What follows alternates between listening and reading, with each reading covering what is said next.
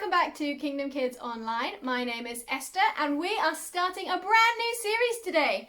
We will be looking at the life of Moses. Now Moses is a person you probably have heard of. He's an Old Testament character and we're going to be taking it step by step in the next few weeks looking at his life because he was an amazing man of God. But we can learn so much about God through his life. Now this season is going to be a little bit different because we're back in the building. On Sunday mornings we will be having face-to-face Kingdom Kids. So these videos are just to keep you updated if you can't make it. There will be some linked activities below in the description box, but mostly it'll be telling the story and giving you a few discussion questions to talk through with your family at home. And then I hope I see you on Sunday mornings in the building so that we can do a few more things together and learn about how great our God is together in the building every Sunday morning. So let's get started. Let's start at the very beginning of Moses' life when he was just a tiny baby.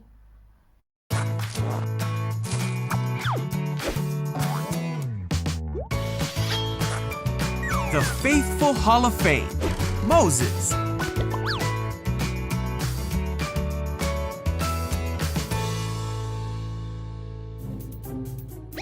This is Moses. Hey-o. Moses was a descendant of Joseph's brother Levi. Hey. Joseph and his brothers had many children and grandchildren who lived happily in Egypt. Eventually, a new pharaoh came to power who knew nothing of Joseph or what he had done.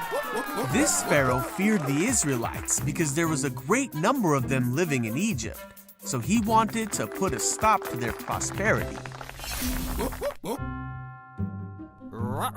Pharaoh made the Israelites slaves. He made them work long, hard hours building up Egyptian cities.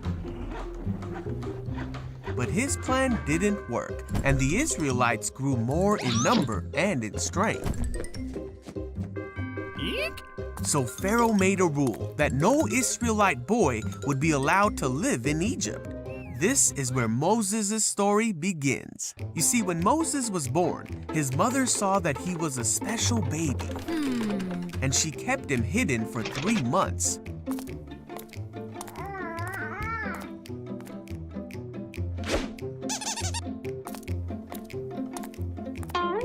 But when she could no longer keep him a secret, she made a basket and put him in the Nile River among the reeds. Moses' sister stayed to watch what would happen to her baby brother, and soon the Pharaoh's daughter came to the edge of the river. When she saw the basket, she sent her servant to get it. When she saw the baby, she felt sorry for him, thinking he must be an Israelite baby who wasn't supposed to live. Then Moses' sister asked the princess if she would like her to find an Israelite woman to take care of the baby. So Moses' sister went and got her mother. Moses' own mother took care of him until he was old enough to live in the Pharaoh's house, where the princess adopted him as her son. And so, Moses, an Israelite boy who wasn't supposed to live, became the adopted grandson of the Pharaoh and lived in the palace as God prepared him for a great destiny that was only just starting to unfold.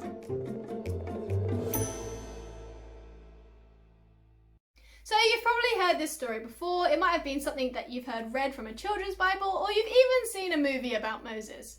So what can we learn about a story about a baby on a river? Well, simply that God protects. God protects the people that he wants to use. And really, God wants to use everyone. So that means that God will protect you, and he'll protect me, and he'll protect anyone he wants to use. So let's go back to Moses for a second. Moses was a wanted dead baby, a baby boy who the Pharaoh had ordered killed. But more than that, he came from a people who were slaves.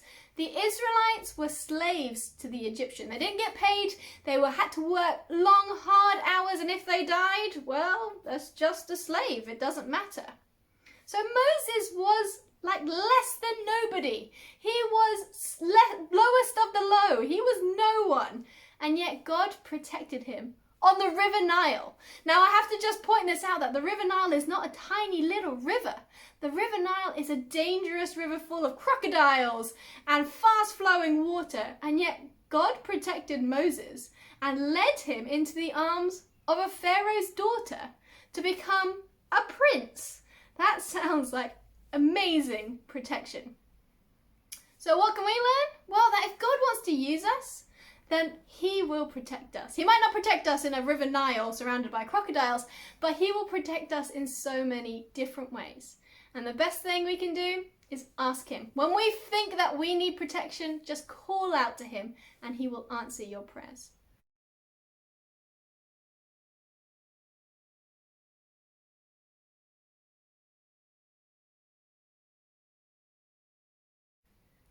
Now I've got a couple of activities that you can do at home, and there will be more links down below in the description box. These are things that will help you remember the story and help remember that God protects.